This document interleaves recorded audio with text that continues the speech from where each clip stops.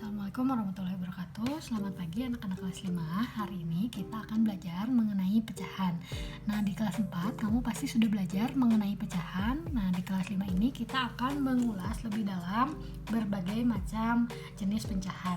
Nah, di sini ada beberapa contoh jenis bilangan pecahan. Yang pertama ada pecahan biasa. Kalau pecahan biasa itu berarti yang terdiri atas pembilang dan juga penyebut. Contohnya 3/4, lalu 1/8 dan juga 2/7. Yang kedua ada pecahan campuran. Pecahan campuran itu terdiri atas satu bagian bulat dan juga bagian pecahan. Contohnya 2 1/4, lalu 3 1/5 dan juga 5 3/7. Lalu selanjutnya ada pecahan desimal. Pecahan desimal itu merupakan bentuk lain dari pecahan yang ditandai dengan adanya sebuah koma. Contohnya 0,25. Lalu ada juga 0,86 dan juga ada juga 12,7.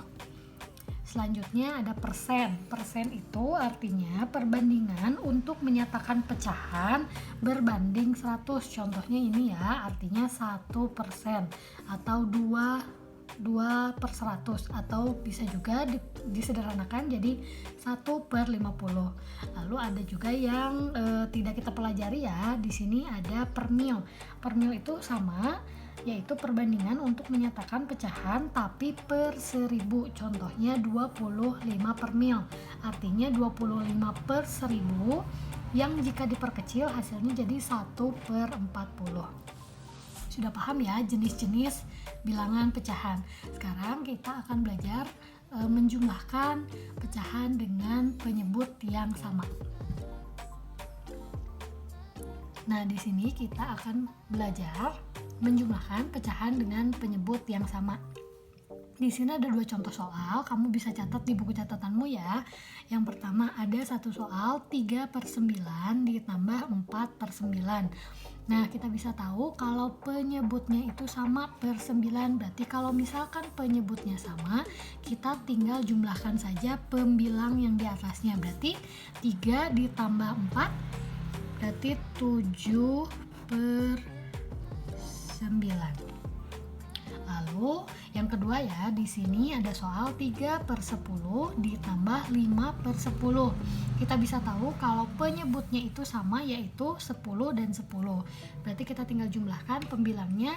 3 ditambah 5 berarti 8/10. Nah, di sini bilangan 8/10 itu masih bisa sama-sama dibagi ya. Kenapa masih bisa dibagi? Karena masih bisa disederhanakan. 8 dan 10 itu masih bisa dibagi 2. Berarti 8 dibagi 2 dan 10 dibagi 2. 8 dibagi 2, 4, dan 10 dibagi 2, 5. Jadi kita bisa tahu kalau hasil dari 3/10 ditambah 5/10 itu sama dengan 8/10 dan diperkecil hingga hasilnya menjadi 4/5. Nah, tadi kita sudah belajar menjumlahkan pecahan dengan penyebut yang sama. Nah, di sini kita akan belajar menjumlahkan pecahan yang penyebutnya berbeda. Contoh soalnya adalah 1/4 ditambah 3/5. Kita bisa tahu kalau soal ini punya penyebut yang berbeda. Yang satu penyebutnya 4, yang satu penyebutnya 5. Kita tidak boleh langsung menjumlahkan ya, karena ini penyebutnya berbeda. Berarti untuk menyamakannya bagaimana? Kita bisa menggunakan cara kita bisa menghitung KPK. Kamu sudah bisa ya di kelas 4, atau yang mudah kamu bisa mengalikannya. Berarti 4 dikali 5 20, berarti penyebutnya adalah 20. Lalu 20 dibagi 4 itu adalah 5. 5 dikali 1, 5. Ditambah 20 dibagi 5, 4 dikali 3. Berarti 4 kali 3, 12. Ulangi ya, 20 dibagi 4 dikali 1. 20 dibagi 5 dikali 3, hasilnya 5 ditambah 12, berarti 17 per 20. Karena ini tidak ada yang bisa dibagi, karena 17 merupakan bilangan prima, berarti hasilnya yang paling sederhana adalah 17 per 20. Nah, tadi kita sudah belajar menjumlahkan pecahan biasa yang berpenyebut berbeda. Sekarang kita akan menjumlahkan pecahan campuran yang berpenyebut berbeda. Karena ini pecahan campuran, berarti kita harus ubah dulu menjadi pecahan biasa ya. Caranya, berarti 4 dikali 7 ditambah 3, berarti 4 kali 7 28 ditambah 3, berarti 31 per 4 ditambah 5 dikali 2 ditambah 2, 5 kali 2 10, 10 ditambah 2 12 per 5. Nah, sekarang kita sudah punya dua pecahan biasa, tapi penyebutnya masih berbeda ya.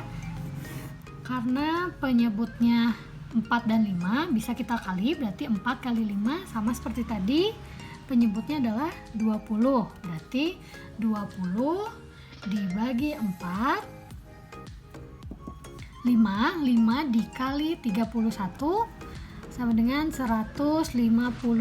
Nanti kamu bisa hitung ulang ya.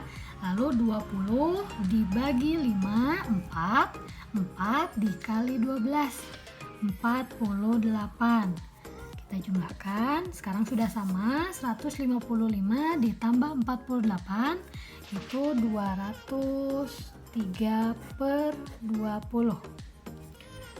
Nah, ini kita bisa sederhanakan ya, berarti 203 dibagi 20 itu bisa 10, sisanya 3 per 20.